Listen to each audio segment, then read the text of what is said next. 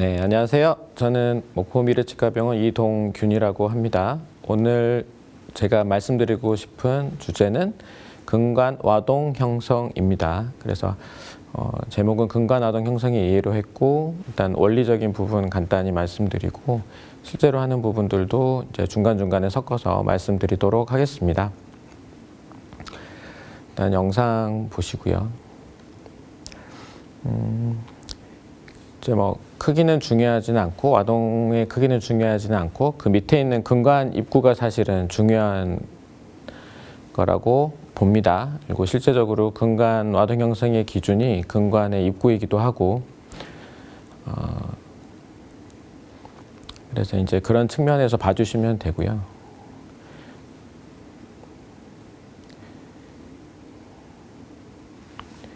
지금 영상에서는 이제 근관 와동 형성이 된 상태에서 근관 치료 끝날 때까지 모습을 보시는 겁니다. 네.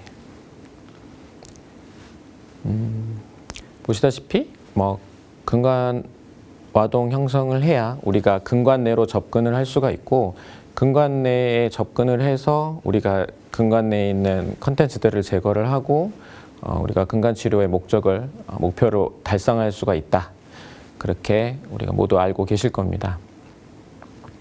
그래서 이제 지금 사진에서 보이는, 화면에서 보이는 증례와 같이 이렇게 근관 치료가 이루어질 수 있습니다. 근관 형성을 해야 근관 와동 형성을 해야 비로소 이렇게 근관 치료를 우리가 마무리를 할 수가 있게 됩니다. 근관 엔도돈틱 프레퍼레이션의 경우는 우리가 코로날, 레디큘러, 그다음에 에이피컬로 세 가지로 보통 얘기를 합니다. 그 중에서 이제 우리가 엔도돈틱 캐비티 프레퍼레이션이라는 표현을 쓰고, 처음에 코로날 측의 프레퍼레이션의 경우는 또 엔도돈틱 엔트리라는 표현도 쓰고, 액세스 캐비티 프레퍼레이션, 액세스 프레퍼레이션, 오프닝, 지수관 개방까지 다양한 표현들이 있죠. 모두 같은 행위를 일컫는 말이고요. 그래서 저는 이제 근관 와동 형성이라는 표현을 선택을 하였습니다. 잉글이 말을 하였죠. 이 엔도돈틱 캐비티 프레퍼레이션의 경우는. 그래서 근관 치료를 성공적으로 하기 위한 중심 과정으로 주의 깊은 와동 형성과 근관 충전이다라는 얘기를 했고요. 그래서 다 알고 계시다시피 근관 치료의 기본은 이러한 근관 공간에 대한 생역학적인 성형, 미생물 조절, 그리고 완전한 근관 충전이 바로 3대 요소가 됩니다. 그 중에서 우리가 이제 근관 와동 형성이 이루어져야 우리가 근관 내로 접근을 할 수 있고, 그래서 근관 치료를 성공하는 열쇠다라는 표현을 쓰고 있습니다. 그만큼 중요하다는 얘기고요. 일단 의문을 가져보겠습니다. 그래서 왜 근관 와동 형성을 해야 되는지에 대한 얘기는 방금 전에 말씀을 드렸고요. 간단하게 말씀드렸고, 근관 와동 형성을 어떻게 해야 되느냐에 대한 얘기를 이제 오늘 드릴 건데, 일단 제일 키포인트가 되는 얘기는 이거라고 생각은 합니다. 근관 내부로 접근하기 위해서 반드시 필요한 것이다. 당연한 얘기지만 우리가 너무 근관 와동 형성의 형태나 이런 것들에 얽매이지는 않으면 좋을 것 같아요. 제일 중요한 요소가 무엇이냐를 놓치지 않아야 된다. 그렇게 말씀드리고 싶습니다. 근데 이제 다양한 사항들이 있죠. 정말 다양한 형태로 근관 와동 형성을 아마 하고 계실 겁니다. 다양한 벌을 사용하실 거고, 다양한 순서로 다양한 형태대로 하실 거고요. 그래서 대부분은 이제 경험에 따라 정리된 사항들이 있고, 그다음에 이미 이제 근거가 어느 정도 마련된 사항들이 있고, 그다음에 아직도 서로 의견이 상이해서 논란이 남아 있는 사항들도 있습니다. 그래서 그런 부분들을 잘 구별을 해서 자기 것으로 받아들이셔야 된다고 저는 생각을 하고요. 어찌됐든 이제 지금 보시는 사진에 보이는 증례는 이 상태로 환자분이 오셨던 증례입니다. 저한테 치료받으러 오셨는데 많이 아파서 오셨고요. 근데 이제 근관 와동이 이렇게 오픈된 상태였죠. 오픈된 대로 두는 이렇게 이유들도 있었겠지만 어찌됐든 지금 환자는 많이 아파서 왔는데 아픈 이유는 잘 아시다시피 근관 내의 염증 조직이 제거가 되지 않았기 때문에 아픈 거고요. 그런데 이제 제일 중요한 건 오늘의 주제이기도 하지만 근관 아동의 형태가 사실 근관에 접근하기 어려운 모양이었기 때문에 이 근관 치료는 실패를 한 상황이죠. 도중에 오시긴 했지만 근관 치료는 실패한 상황이죠. 그래서 이제 왼쪽이 처음 사진이고 이제 오른쪽이 살짝만 다듬어서 근관 입구가 보일 수 있게 해놓은 상황입니다. 그래서 왼쪽과 오른쪽의 차이는 극명하죠. 사실 정말 사소한 차이지만 왼쪽은 근관의 기구가 들어가기 어려운 형태이고 오른쪽은 근관 입구 위로 치질을 삭제를 함으로써 근관의 기구가 들어가기 쉽다. 우리는 이제 왼쪽에서 오른쪽으로 이제 시선을 돌리고 그렇게 하기 위한 요소가 뭐가 있냐를 이제 한번 되짚어 보는 시간을 갖겠습니다. 그래서 이제 일반적으로는 우리가 뭐 이렇게 우식이 있는 치아들 아니면 뭐 크랙이나 아니면은 뭐 파절이나 그래서 수복물이 기존에 있었던 치아들 근관 내에 치수에 염증이 생길 만할 여지들이 있었던 치아들은 대부분은 와동을 저렇게 크게 화면에서 보이시는 것과 같이 크게 열릴 수밖에 없습니다. 그래서 대부분은 근관 입구에 접근하기 쉬운 형태가 되기도 하는데 항상 그런 것만 아니기 때문에 이제 우리가 중요한 요소들을 꼭 놓치지 않아야 됩니다. 그래서 말씀드렸다시피 대부분은 지금 사진에서 보이시는 것 같은 상태에서 근관 치료를 하지 않을까. 이럴 때는 뭐 와동 크기가 중요하진 않죠.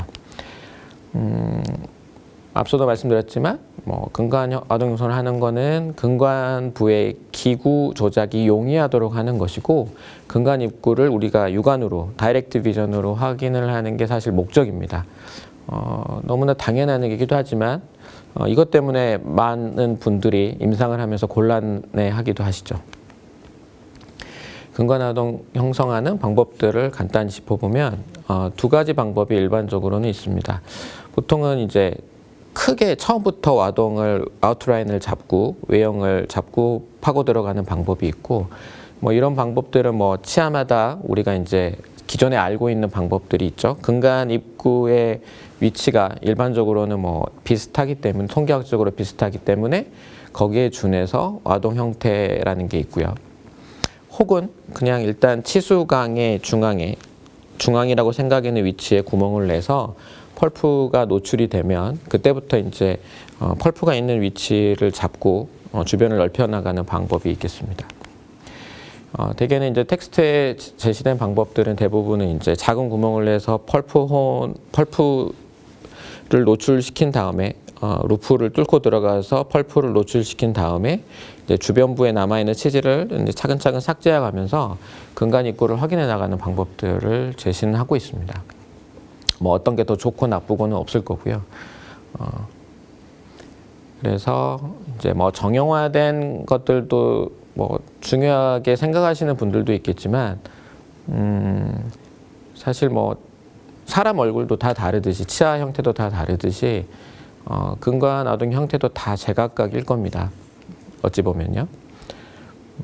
그리고 지금 근관 입구를 찾는 게 중요하고 근관 입구의 위치가 어디 있는지를 아는 게 중요하고 그 다음에 이제 그 외의 것들 그래서 치수각을 지금 제거하는 거를 화면에서 보실 수가 있는데요. 펄퍼론에도 항상 이제 치수가 남아있기 때문에 거기는 항상 제거를 하는 게 중요합니다. 이제 이렇게 치료하시면서 근관 아동 형성하시면서 와동의 월을 근관 벽을 이렇게 매끄럽게 이렇게 다듬어 주시는 것을 리파인먼트라고 하는데요. 뭐 중요하지 않게 생각하실 수도 있지만 리파인먼트를 하면 뭐 물론 일단 보기는 좋고 그 다음에 이제 근관 치료하는 과정이 한 번에 끝나지는 않기 때문에 과정 중간중간에 이제 우리가 불필요한 와동 삭제를 피할 수 있는 부분들도 생각할 수 있겠습니다. 그래서 이제 앞서 보여드린 사진이 이제 지금 이 앞에 사진 지금 보시는 화면의 증례이고요. 다시 내부로 들어와 보면 우리가 보통 이제 근간 입구를 찾는 기준은 대부분은 CJ를 기준으로 하고 있습니다. 지금 이제 사진에서 보이시는 거는 이제 8번 치아이긴 하지만 대부분의 경우는 일단 저렇게 CJ 위치를 기준으로 봤을 때 근간 입구가 이제 그 위아래 아래쪽으로 이렇게 존재는 합니다. 그래서 지금 이제 보시는 게 치수벽이고요. 그 다음에 이게 이제 치수저라고 하죠. 다른 또 치수광저라는 표현도 쓰고요. 그리고 사실은 이러한 치수강의 형태가 이 근관아동에 투영이 되는데 사실 이게 항상 옳은 것만은 아닐 겁니다. 왜냐하면 치수각이 위치가 보시다시피 이제 근간 입구에서 치아의 치관측으로 이렇게 와동 형성을 했을 때 펄펄 혼이 치수각이 항상 위치가 굉장히 다양하게 있는 걸로 확인이 됩니다. 실제로 임상을 해보면. 그래서 뭐 이제 실제로는 치수각을 없애기 위해서 와동을 넓히는 거는 지나친 삭제를 야기하기도 하기 때문에 우리가 이제 근관 입구가 보이는 정도의 와동 형태를 형성을 했으면 펄펄 그 치수각이 남아있는 부분은 라운드오버 등으로 추가로 삭제해 주시는 정도로 충분하지 않을까 봅니다. 생각을 합니다. 그래서 항상 우리가 이제 근관아동 형성을 할 때는 일단 근간 입구가 기준이 될 것이다. 당연하죠. 우리가 근간 내로 들어가기 위해서 근관아동 형성을 했기 때문에 치아에다가 작은 액세스를 만들었기 때문에 항상 근간 입구가 기준이 돼야 되는 거는 맞을 겁니다. 근데 그건 제 개인적인 생각만은 아니고 이제 다른 많은 이제 전문가들이나 연구들에서 밝혀진 바라고 생각은 합니다. 그래서 지금 사진에서 보이는 증례도 근간 입구를 기준으로 와동 형성이 이루어졌고, 그래서 불필요하게 원래는 이제 인글의 책들에도 많이 언급이 돼 있지만 디스탈 쪽에 치질들이 이렇게 많이 남길 수가 있습니다. 이렇게 매절 쪽에 접근의 이유 때문에 원심 측의 치질은 많이 남길 수가 있습니다. 그래서 정리를 해보겠습니다. 근관아동 형태에 대해서 정말 다양한 생각들이 있을 겁니다. 신념일 수도 있고, 신념으로 가지고 있는 부분도 있고, 본인의 경험에 따른 뭐 이렇게 경험의 축적에 따른 생각들도 있겠지만, 일단 지금 카스텔루치가 엔도돈틱스라는 책에서 제시를 한 요구 조건을 보면 다음과 같습니다. 그래서 치수각 내 모든 내용물 제거가 가능하게 할 것이다. 그리고 치수광저와 근간 입구가 보일 수 있게 할 것, 근간 입구로 기구를 넣을 수 있게 할 것, 이런 기타 등등의 내용들이 있는데 다 옳은 말들이죠. 이거는 뭐 너무나 다 잘 알고 계시는 내용들이고, 이러한 것들을 사실 충족하기 위해서 다들 또 여기에서 또 정말 다양한 변화들이 생기는 것 같습니다. 그 저널 오브 엔도돈틱스의 1호에 보면 1975년에 나온 걸 보면 이제 여기도 액세스 오프닝에 대한 이제 간단한 작은 글이 실려 있는데, 여기서 중요하게 이제 묘사가 되는 키워드를 보면 이제 여기서는 이제 스트레이트 라인 액세스라는 표현이 나옵니다. 그래서 지금 이제 오른쪽 맨 위에 사진을 보시면 작은 구멍을 낸 걸 볼 수가 있고요. 이제 거기에 근거해서 이제 근간 입구 위치에 따라서 와동을 넓히는 모습이 보실 수가 있고요. 그다음에 이제 또 다른 연구들에서 보면 이제 근관 와동의 형태에 대한 그 기준을 제시를 하는 연구라고 저는 생각은 하는데, 이게 바로 이제 근간 입구의 통계학적인 위치, 근간 입구의 통계학적인 위치를 보고 근관 와동 형태를 이렇게 제안을 한 겁니다. 그래서 지금 이제 상악 대구치와 하악 대구치의 경우에 볼 때 지금 우리가 이제 통상적으로 알고 있는 이제 와동 형태이기도 하지만 그게 바로 이제 근간 입구에 준하는 것이다라고 우리가 알 수 있겠습니다. 그래서 근간 와동 형태는 일단 근간 입구의 위치가 기준이 될 것이다. 그래서 우리는 이제 근간 입구의 위치가 어딨냐만 알면 되는 거죠. 그 다음에 이제 고려할 것 중에 하나가 잔존 치질량입니다. 잔존 치질량을 또 확대를 시켜서 생각을 해보면 이제 페룰 이펙트를 들 수가 있는데요. 이렇게 이제 통상적인 근간 치료를 하고 수복을 했다고 했을 때 페룰 이펙트를 이 정도 얻을 수가 있는데, 가능하면 이 양이 많을수록 좋은 거죠. 노란색처럼 우리가 골드 크라운이라고 치고, 파란색처럼 우리가 이제 요즘에 보는 이제 치색 재료로 크라운을 할 때를 봤을 때, 가능하면 치색 재료와 같은 재료가 요즘과 같이 다양하게 쓰이고 있는 입장에서는 우리가 치질량을 많이 남길 수 있는 근간 아동 형태가 돼야 되지 않을까, 그런 생각은 하고 있습니다. 그리고 장기간 생존율도 유의한 영향이 있다. 그래서 가능한 한 근간 아동 형성 시 가우징은 생기지 않도록 해야 된다라는 거는 너무 잘 알고 계시는 내용들이죠. 그리고 이제 근간 아동 형성을 할 때 제거를 반드시 해야 될 거는 잔존 우식입니다. 사실 임상에서 보면 잔존 우식이 남아 있음에도 불구하고 일단 엔도를 하기 위해서 남겨놓고 근간 치료를 계속 진행하는 경우들도 있는데, 사실 이제 우식을 제거를 하는 게 우선이죠. 그래야 이제 애우 평가에도 도움이 될 거고, 나중에 이제 혹시 당황스러운 일들에 겪지 않으실 수가 있을 거라고 봅니다. 그래서 이 치아도 보면 이제 우식이 있었지만 사실 우식 제거만 하고 수복을 했다면 근간 치료까지는 들어가지 않았을 거라고 저는 생각을 합니다. 좀 아쉬운 케이스들이기도 하지만 일단 우식을 제거하는 게 먼저죠. 우식을 제거하는 게 먼저고,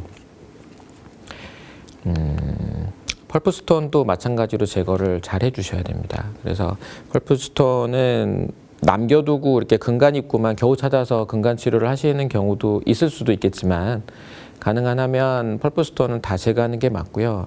이유는 이제 리트리트먼트를 해보면 아시는데, 그 펄프스톤 하방으로 이렇게 치수들이 있을 수가 있습니다. 그래서 감염원들이 남아있을 수 있기 때문에 가능한 펄프스톤을 제거하는 게 맞다라고 생각은 하고, 치수각도 반드시 제거를 해야 됩니다. 그거는 이유들은 너무 잘 알고 계실 거고요.